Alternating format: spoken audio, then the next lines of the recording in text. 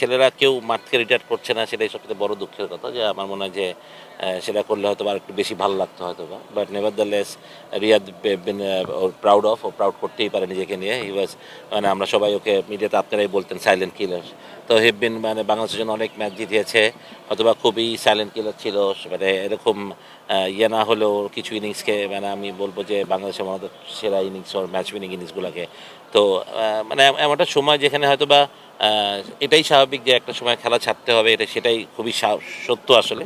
তো হয়তো বা রিয়াদ এখন রিলস নিয়েছে, এটা হয়তো রাইট টাইম। তো ডেফিনেটলি মানে এটা ওর ব্যক্তিগত একটা সিদ্ধান্ত, ওর ব্যক্তিগত সিদ্ধান্তকে আমি স্বাগত জানাই, মানে রেসপেক্ট দিই অবশ্যই। বাট আমি মনে করি যে he been tremendous fighter for Bangladesh cricket.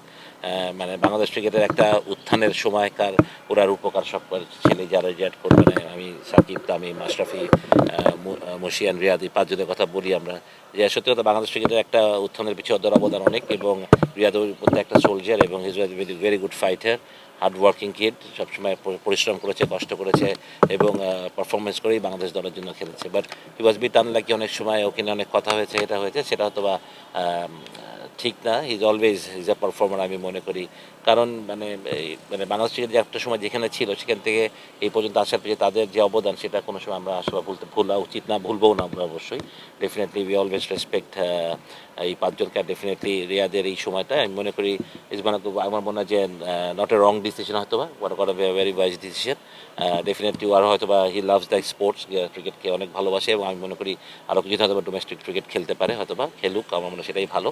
আর ওর থেকে আসলে ওর ড্রেসিং রুমে থাকা মানে ইয়াংস্টারদের জন্য ভালো, যে তার থেকে অনেক এক্সপিরিয়েন্স শেয়ার করতে পারবে হয়তো। তো গ্লোরিয়াস ক্যারিয়ার আমি মনে করবো, যে আমি মনে করি ওদের ক্যারিয়ারটা বাংলাদেশ ক্রিকেটের জন্য একটা উজ্জ্বল ব্যাপার। সত্যি কথা বলতে ওরা বাংলাদেশ ক্রিকেটকে, যেটা আমি বললাম যে একটা একটা জায়গা থেকে একটা জায়গায় নিয়ে এসেছিল ওরা, সুতরাং ওরা ডিজার্ভ করে মাঠ থেকে রিটায়ার করা আমি মনে করি। এবং আমার মনে হয় যে যারা ওদের ফলোয়ার্স বা যারা ওদের ক্রিকেটকে ভালোবেসে দিন, তারাও ডিজার্ভ করে যে একটা বড় করতালের মাধ্যমে ওদের মাঠ থেকে বিদায় দেওয়াটা। এটা সবাই হয়তো বা আমরা যারা সাপোর্টার ছিলাম, বা আমরা যারা ওদের ক্রিকেটকে ভালোবাসি বা লাইক করি, আমাদের হয়তো বা ছিল এরকম, মানে সেই সুযোগটা আমাদের হয়তো হলো না। বাট কেন ওরা মাঠ থেকে রিয়াক্ট করলো, এটা ওরাই ভালো বলতে পারবে, হয়তো ওদের কোনো নিশ্চয়ই কোনো রিজন থাকতে পারে। বাট যেটা আমার মতামত, আমি মনে করি যে যখন একটা ছেলেকে ক্যাপ পরানো হয়, মাঠেই পরানো হয়, ঠিক না?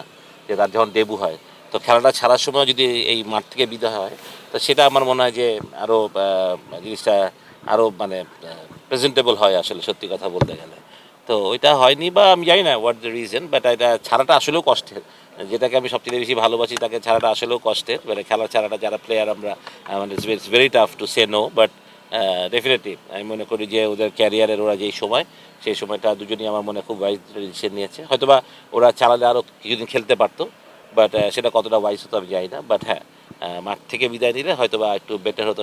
সারা হয়তো বা যে মাহমুদুল্লাহ রিটায়ার করবে এটা শুনতো, হয়তো বা গ্যালারি ভরা থাকতো, সেটাই কিন্তু ওর অনেক বড় পাওয়া হতো, হয়তো বা মানুষের হাততালিতে বিদায় নিত, সেটা কিন্তু অনেক বড় ব্যাপার ছিল। বাট আমি জানি না কেন ওরা মাঠ থেকে রিটায়ার করতে চায় না, সেটা আমি একদমই বলতে পারবো না। বাট হলে ভালো হতো।